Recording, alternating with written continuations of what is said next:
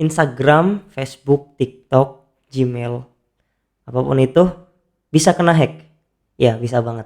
Entah mungkin itu sama elu ataupun sama teman elu, itu semua bisa terjadi. Dan gue bakal cerita 3 metode seorang hacker itu mencuri akun lu. Ini adalah metode yang paling efektif untuk saat ini ya. Jadi yang pertama adalah brute force. Brute force itu dictionary attack. Biasanya ngumpulin banyak banget password yang yang sering digunain. Gue contohin di sini. Layanan pengelola kata sandi NordPass baru merilis laporan 50 negara termasuk Indonesia. Nah, ini pengguna-pengguna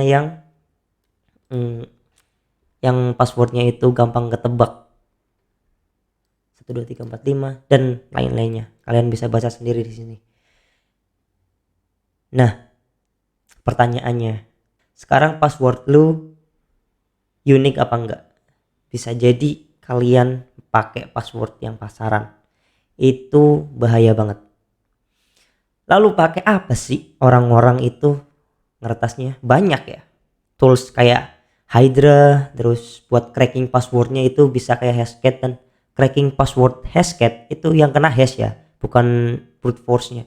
Jadi brute force di dalam ngehash sama brute force ketika kita dictionary itu beda. Kalian bisa cari aja perbedaannya, crack hash sama dictionary attack itu beda banget. Kalau yang cracking itu cepet banget, tapi kalau yang Hydra itu agak lama. Jadi pastiin akun kalian itu passwordnya bagus, itu yang pertama. Yang kedua adalah pastiin juga metode two-step verification, itu penting banget. Udah disediain nama Instagram, sama Facebook, sama Gmail, sama TikTok, itu udah disediain. Jadi manfaatin dengan bener. Metode yang kedua, ini paling sering temen gue kena. Udah berapa kali kasus teman-teman gue curhat ke gue, Instagramnya kena hack. Yaitu kena malware. Sebenarnya malware kayak apa sih yang nyerang bisa ambil gitu password. Jadi tipe-tipe malware ini itu biasanya tipe JavaScript ya. Tipe yang masuk ke dalam browser.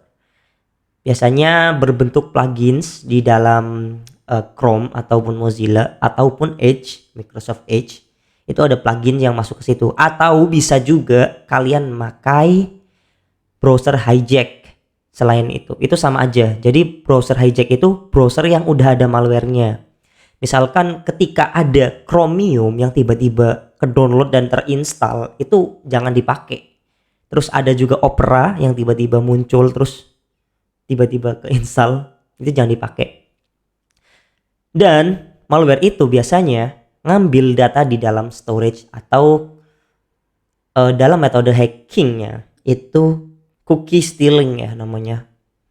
Itu bagaimana seorang hacker mencuri token login, terus data token device, terus kayak cookie yang lain yang benar-benar ada di dalam, biasanya ya di browser itu di dalam storage. Kalau kalian inspect elemen, terus kalian klik application, terus local storage, itu di situ ada semua keterangan.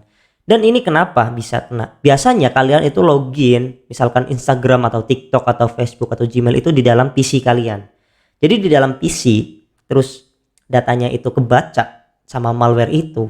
Malware bakal ngirim semua informasi device yang ada di dalam PC kamu ke PC hacker. Jadi hacker login seolah-olah itu adalah PC kamu.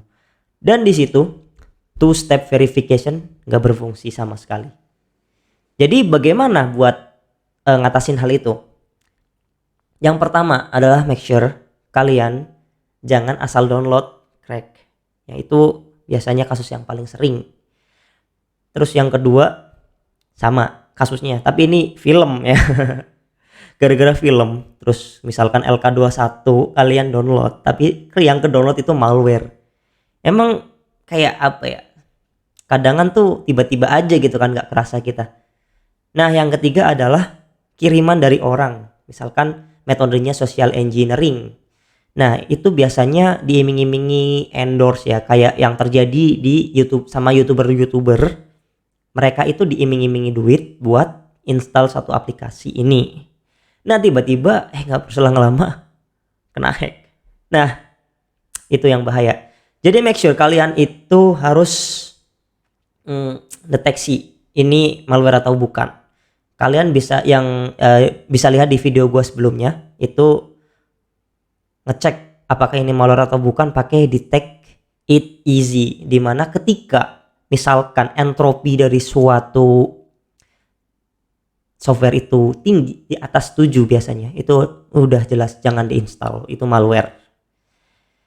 Jadi kalau kalian nggak tahu entropi itu apa, kalian bisa cek videoku yang sebelum ini persis, yang tentang unpack ransomware. Terus yang metode yang metode yang ketiga itu adalah phishing. Ya, udah jelas banget phishing. Dan phishing ini mungkin kalian udah sering dengar ya, di mana seorang hacker itu device suatu web, misalkan biasanya yang kena itu Facebook out.